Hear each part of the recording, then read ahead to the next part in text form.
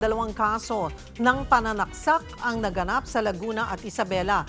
Ang isa sa mga biktima napuruhan sa tinamong higit 100 saksak sa katawan. Para bigyan ng mukha ang balita, Mobile Journal, Kayla Makantan.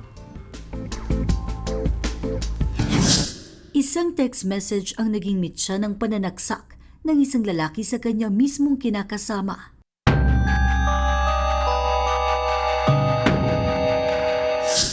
Labing-walong saksak sa iba't ibang parte ng katawan. Yan ang ikinasawi ng 32 anyos na ginang sa barangay Bagong Pook, Santa Maria, Laguna. Sa paunang investigasyon, nagkasagutan sila ng ka-live-in noong linggo ng gabi dahil sa natanggap na text message sa cellphone ng lalaki.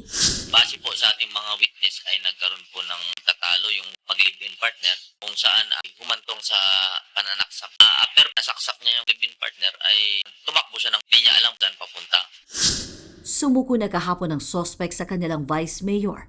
Nagawa niya raw ang krimen dahil sa madalas umanong pananakit ng biktima. Madalas daw po silang nag-aaway. Sabi niya, napuno na ako sir, nagdilim na yung aking paningin. Pero sabi ng anak ng biktima, bago ang pananaksak, binubugbog pa umano ng suspect ang kanyang ina. Kulong na ang suspect na nakaharap sa kasong murder. Sa Santiago City, Isabela, sugatan ng isang ginang matapos ding pagsasaksakin ng kinakasama. Pinipilit daw ng suspect na kausapin ng babae pero ayaw ng biktima. Dito na siya sinakal sa pinag-uundayan ng saksak. Naitakbo naman sa ospital ang biktima at patuloy na nagpapagaling. Sa sinumang makapagbibigay impormasyon sa suspect, agad lamang idulog sa pinakamalapit na himpilan ng pulis. Mga kapatid, Mobile Journal, Kayla Makantan, hatid ang mukha ng balita.